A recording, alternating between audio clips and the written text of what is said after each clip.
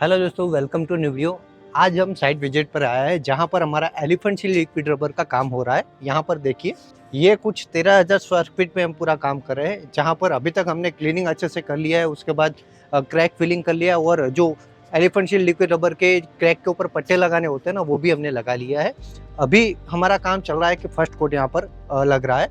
पर दोस्तों आप टेंशन मत लीजिए, ये सब के लिए अलग अलग क्लिप मैंने सेव करके रखी है। जहाँ पर ये काम हो रहा था तब मैंने वीडियो थोड़े थोड़े शूट करके रखे, क्योंकि 13,000 स्क्वायर फीट है तो बड़ा काम है और एक साथ पूरा होगा भी नहीं। तो प्रोसेस क्या होते हैं ना, वही आज के वीडियो में मैं आपको बताने वाला हूँ। प्रोसेस के लिए सबसे पहला स्टेप होता है कि सरफेस की क्लीनिंग करना होता है। क्लीनिंग के लिए क्या होता है, तो सबसे पहले तो हमें जितना भी टेरेस के ऊपर कचरा होता है ना, वो सब हटाना होता है। वो हटा लो, उसके बाद हमारा आगे का काम आएगा कि सरफेस को क्लीन करना होता है वायर ब्रश या फिर ग्राइंडर मशीन का यूज़ करके। अगर सरफेस छोटा है तो वहाँ पर आप वायर ब्रश यूज़ कर सकते हो, पर मेरे तरह 13,000 स्क्वायर फीट का है तो यहाँ पर ग्राइंडर मशीन का यूज़ करो और उसके अंदर वायर ब्रश या फिर जो स्टोन या फिर मार्बल घिसने का जो डिस्क होता है ना, वो यूज़ करो और टेरेस को अच्छे से घिसो, यानी कि सरफेस को अच्छे से घिसो, जैसे कि आप यहाँ पर ये क्लिप में देख ही सकते होगे। ये हो जाए उसके बाद आगे की हमारी प्रोसेस आएगी कि हमारे क्रैक को ओपन करना है। जी हाँ दोस्तों, क्रैक को ओपन नहीं करोगे ना तो आपकी वाटर प्रूफिंग अच्छे से काम भी नहीं करेगी, क्योंकि बिना क्रैक फिलिंग के जो लीकेज हो रही थी वो सॉल्यूशन होगा ही नहीं, ठीक है ना। तो क्रैक को ओपन करना है। क्रैक के लिए भी ग्राइंडर मशीन का यूज़ करना होता है, जैसे कि आप यहाँ पर देख ही रहे होगे कि ग्राइंडर मशीन को कुछ इस तरह से चलाना होता है और क्रैक के अंदर ओपन करना होता है। ये अच्छे से हो जाए उसके बाद हमारा स्टेप आएगा कि क्लीन करना है। अभी तक हमने अच्छे से जो पूरी धूल मिट्टी थी सरफेस के ऊपर वो सब निकाल दिया है, सरफेस को भी ग्राइंडर मशीन से घिस दिया है, क्रैक भी ओपन कर लिया है। अब है कि प्रेशर वॉशर मशीन का यूज़ करना है और अब जितने भी धूल मिट्टी फंगस जो भी है वो हटा लेना है, क्योंकि ग्राइंडर मशीन से जो ना हटाओ वो कचरा हमारा यहाँ पर प्रेशर वॉशर क्लीन कर देगा।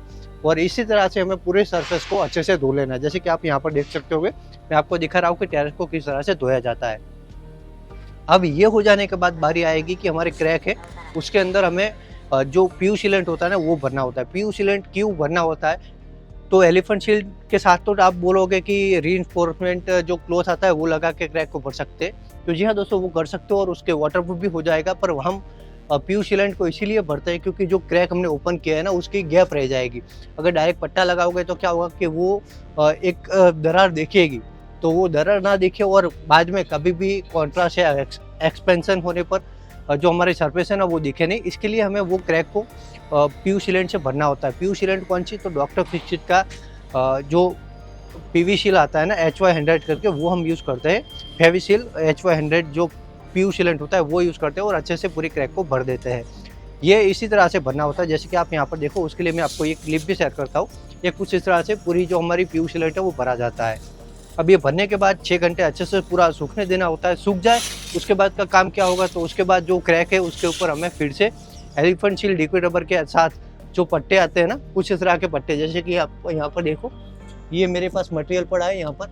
ये उसका रीइंफोर्समेंट क्लॉथ आता है, इसे लगाना होता है। और इसको लगाने की प्रोसेस क्या होती है, तो उसके लिए पहले हमें जो हमारा एलिफेंट शील्ड लिक्विड रबर है ना उसे रोलर या फिर ब्रश की मदद से क्रैक के ऊपर फैला देना होता है। और 4 इंच का हमारा पट्टा होता है ये जो रीइंफोर्समेंट वाला है, पर हमें 6 इंच का कवर करना होता है। 6 इंच अच्छे से नीचे पहले एक कोट लगाओ, उसके ऊपर ये टेप लगाओ और फिर वापस उसके ऊपर जो हमारा एलिफेंट शील्ड लिक्विड रबर का जो मटेरियल है वो लगा लो। इससे क्या होगा कि प्रॉपर कंडीशन मिल जाएगा। नीचे सरफेस के लिए एक ग्लू की तरह फर्स्ट कोट काम करेगा। उसके ऊपर ये टैप का काम क्या है कि क्रैक के अंदर कुछ जाना नहीं देना है, अच्छे से उसे फिल कर देना है। और फिर जो पट्टा है वो ओपन ना रहे उसके लिए वापस उसके ऊपर हम एलिफेंट शील्ड लगा देते हैं। तो इसी तरह से हमें पूरे सरफेस के ऊपर करना है, जैसे कि आप यहाँ पर देख सकते होगे टेरेस में ये पूरा सरफेस है उसके ऊपर हमने ये प्रोसेस फॉलो कर लिया है। अब क्या आएगा कि अब आजू बाजू जितने भी पैरापीट है या फिर यहाँ पर देख सकते हो कि मेरे पीछे ये सोलर है, तो सोलर पे हमने क्या किया है, तो यहाँ पर देखिए ये वाटे वगैरह हमने लगाए हैं। आप देख रहे हो जितने भी पॉइंट है ना वहाँ पर हमने वाटे बनाए हैं और वाटे के अंदर हमने ये पूरा काम किया है कि उसके ऊपर भी ये पट्टा लगवा लिया है। इससे क्या होगा कि यहाँ से भी बाय चांस मिस्टेक हो तो लीकेज वगैरह हो तो वो ना हुए। अब ये हो जाने के बाद आएगी कि फर्स्ट कोट हमें पूरे टेरेस के ऊपर वाटर प्रूफिंग करना है एलिफेंट शील्ड लिक्विड रबर की मदद से। तो ये किस तरह से होता है, तो यहाँ पर देखिए ये पूरे टेरेस के ऊपर लगाना है। ऐसा नहीं कि कहीं पर भी थोड़ी जगह पर रखना है या थोड़ी जगह पर नहीं, पूरे टेरेस के ऊपर हम ये एक कोट लगा देते हैं और इसे कम से कम 48 घंटे सूखने देना है। 2 दिन सूखने दो, 2 दिन सूख जाए उसके बाद ही आगे की प्रोसेस होगी कि सेकंड कोट हमें लगाना है। अब सेकंड कोट को भी जैसे ही हमने फर्स्ट कोट लगाया वैसे ही लगाना होता है, उसके लिए कोई अलग से प्रोसेस नहीं होता है। जो लगाया 24 या 48 घंटे जैसे ही सूख जाए उसके बाद थोड़ा सा भी चिपचिपा लगे तो उसके ऊपर आप टैल्कम पाउडर या फिर पीओपी या फिर पुट्टी पाउडर है वो छिड़क लो, फिर उसे झाड़ू की मदद से साफ़ कर लो। साफ़ हो जाने के बाद उसके ऊपर आप सेकंड कोट लगाओ। ये होता है पूरी प्रोसेस अभी तक के एलिफेंट शील्ड लिक्विड रबर लगाने की। अब 2 कोट अच्छे से हो जाए उसके बाद क्या है कि 8 से 10 दिन कम से कम उसे सूखने दो। प्रॉपर सूख जाए उसके बाद पूरी सरफेस तो हमारी काली हो गई होगी, तो काली से क्या होगा कि वो दिक्कत होगी, आँखों में चुभेगी, गर्मी ज़्यादा होगी। तो उसके लिए ऊपर आप कोई भी वाटर बेस्ड पेंट या फिर डैम्प प्रूफ या फिर कूल प्रूफ पेंट है उसके 2 कोट कर लो।